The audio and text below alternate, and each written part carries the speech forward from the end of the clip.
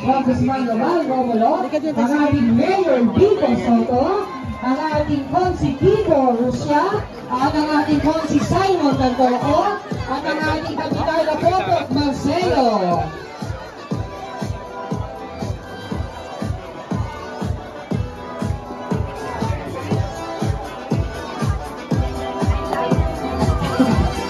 O ayan, kalma lang po tayo. Mamaya ho, makakapagpa-picture kayo sa buong team meeting ng Pasig. Si Jella kasi nakasimangot. So tutuloy na po natin mga kaibigan. Ang sa totoo, no, ito ho yung pangalawang barangay ko. No? Naglalakad-lakad ho ako dito. No? Hindi ako masyado kilala. Pero nung nagpakilala ko na anak ako ni Rosie Uson Gonzales, eh alam na nila. Ito yung campaign manager ko, yung pinsan kong si Oya. No? Yung mga pinsan ko, yung mami ko ho, dyan sila talaga nakatira sa kanto. No? Kung kilala nyo na yung mga uson dyan, sila may kakilala kay Katso. Ha? Dati yung barangay captain ninyo, yung uncle ko, kapatid ng mami ko. Anyway, no, sa tulong po ng mga taga-Kapasigan, na halal po, dati po ako kapitan sa amin sa barangay Santa Cruz, na naging konsel po tayo sa tulong po ninyo, kaya maraming salamat po. Tayo po yung naging committee chairperson ng Health, Sanitation and Nutrition. Mga taga-Kapasigan, good news po, sa Pasig ho, pinapatupad na natin ang Universal Healthcare. Isa ho sa magandang benefit ng Universal Healthcare ay yung libreng pag-oospital. Siyempre, huwag na rin po nating bibitawan, lalong-lalo na ang kampyon ng mabuting pamamahala, Mayor Vico Soto. At siyempre, nagsusulong ng makabuluhang reforma sa edukasyon ang iniidolo din natin, ang magaling nating Congressman Román Romulo. At pagbigyan ko yung 2025, medyo kinapos tayo ng konti. Pagbigyan nyo na po ako this 2025 na makasama ang taong ito sa Sangguniang Panlungsod. Ika nga sa kanta sa Barangay Ginebra, pagbigyan nyo na ako, paminsan-minsan lang dito. Pagbigyan nyo na po ako makasama ang ating magaling na Vice Mayor Dodot Jaworski. Barangay Kapasigan, vote straight, giving ng Pasig. At huwag nyo na pong kalilimutan, ipanalo nyo na nga ni Coach Paul Sinogat, number 14 po sa inyong mga balota, ang coach mo sa mga. Salamat po. Ating ibota ang number 14 sa balota, kung si Coach Paul Sinogat. So ayan, narinig nyo po, bakit sila ang dapat nyong piliin. Dodot Jaworski! Magandang hapon po sa ating lahat. Siyempre, kay Kapitana po, salamat po sa inyong suporta. Sa ating lahat po, kamusta kayo? Kapasigan, magandang hapon po. Kami po yung nagpapasalamat sa inyong oras at presensya.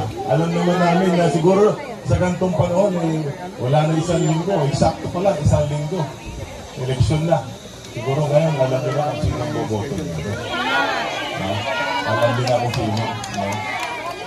Pero bibigyan na lang namin kayo ng konti pang dahilan bakit mas lalo nyo pang ikampanya, ba't lalo nyo pang dapat ikampanya ang Giting ng Pasig.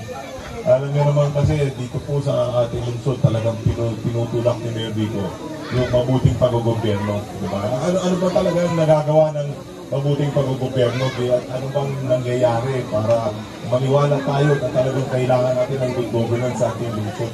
10.4 billion. Sipin nyo sa Lupon 5, wala pa 6 na taon, mula 10 billion, naging 22.4 billion pesos. Congressman Roman Romulo! Magandang hapon po sa inyong lahat. Thank you po. Hindi ko na po hahabaan dahil alam ko naman ang karamihan sa atin dito, kaisa naman talaga kung ano yung gusto natin gawin. Pero kwento ko lang po dahil narinig ko kay Vice Mayor kanina yung kinikwento niya tungkol sa mga ayuda pagdating ng kampanya. So, nung namatay siya, pagising niya, ang nakaharap niya si San Pedro. So tuntawa po siya dahil nakita na si San Pedro. Ibig sabihin sa isip niya, sa langit na ako papunta. Dali-dali pinuntahan niya si San Pedro. Pagdating niya kay San Pedro, sabi niya, San Pedro, maraming salamat ha. Talagang excited ako na makapunta na sa langit. Ito talaga pinangarap ko dati pa. Sabi ni San Pedro, ang dali lang. Bago ka makapuntang langit, meron na kaming bagong pulisiya ngayon. Yung bagong pulisiya, yung individual ang pipili kung saan siya pupunta. Kung sa langit o sa impyerno. Sabi ng politiko, ako ang pipili? Sabi ni San Pedro, yes, ikaw ang pipili na ngayon. Sabi niya, sige San Pedro, langit na pipiliin ko. Sabi ni San Pedro, sandali lang. May isang kondisyon. Kailangan puntahan mo pareho. Sabi niya, sige, kung yan ang kondisyon. O sa unang gusto pumunta, sabi ni San Pedro, sabi niya, sa langit. So inuna nila langit. Pagbukas ng pinto ng langit, nakita po niya, yung talagang ina-expect niya sa langit. Maaliwalas, magandang klima, masaya. Tapos nakangiti lahat. Tapos may mga anghel na kumakanta. Sabi niya, San Pedro, ito talaga ang gusto ko langit. Pwede po ba pumili na ako ngayon? Sabi ni San Pedro, hindi naman fair yan. Kasi dapat makita mo yung kabit. Condition yun eh. Sabi niya, sige San Pedro, tingnan ko na para matapos na to. Sabi ni San Pedro, dumiretso ka lang dyan. Andun na, impregno na, makapasok ka na agad. So lakad na po siya.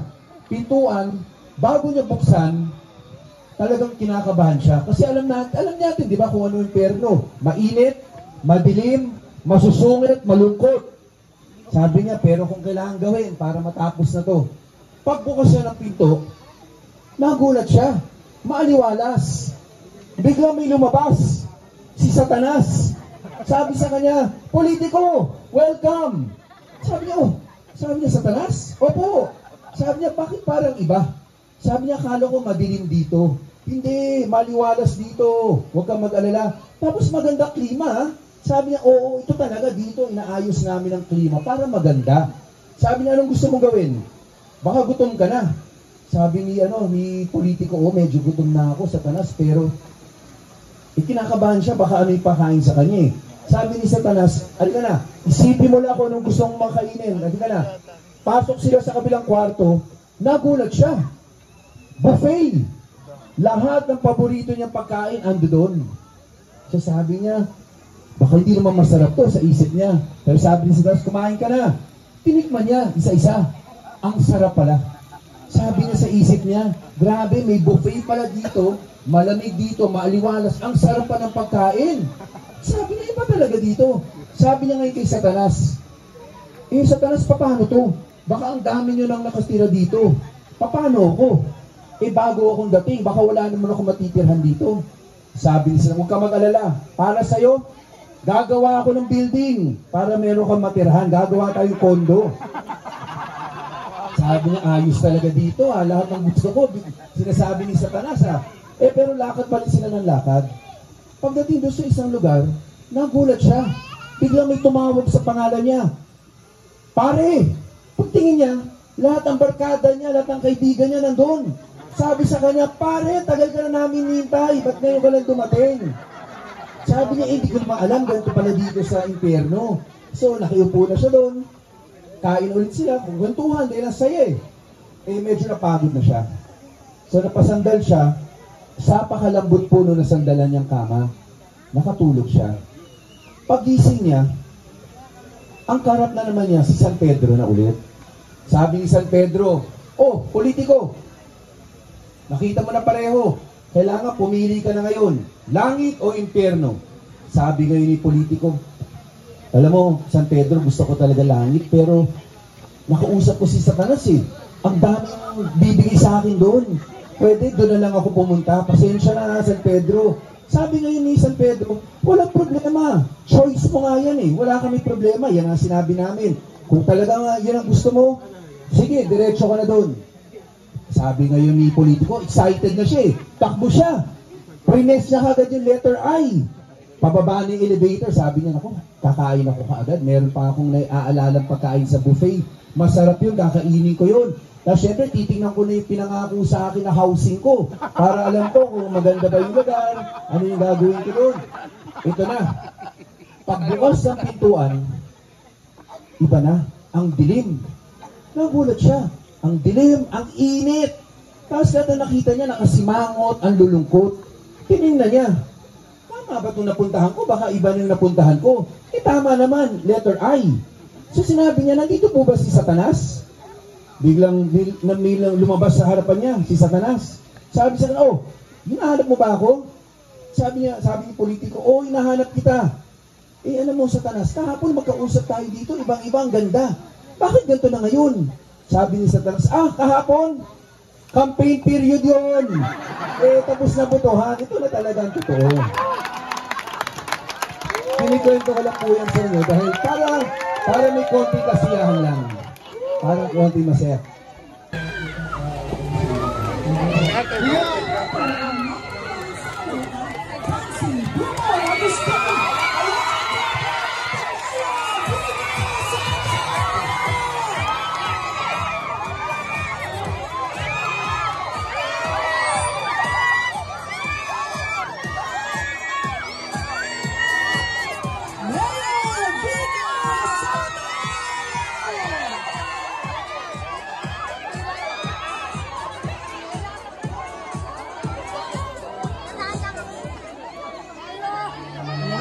Salamat po. Magpapatuloy na po tayo.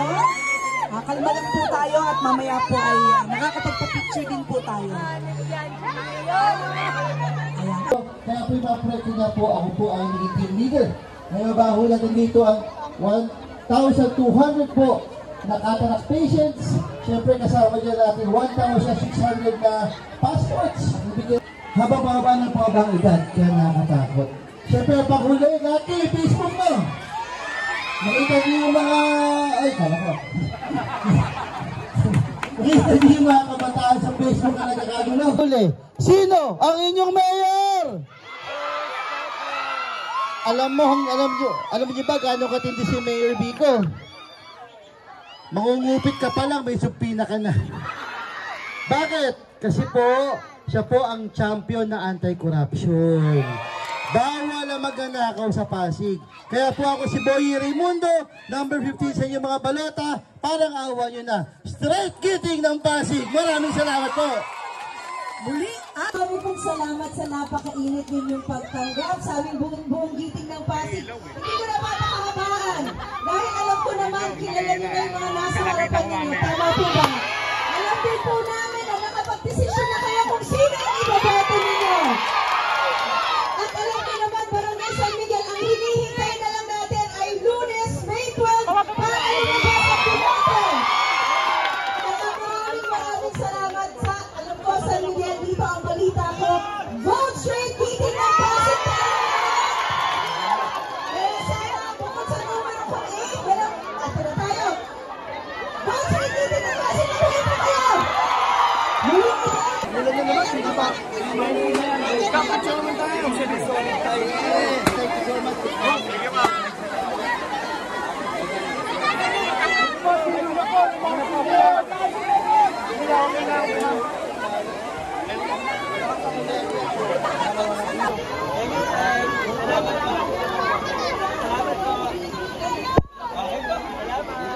Umuulan na pero ayaw nila alis. Hindi sila nakapagpa-picture kay Mayor.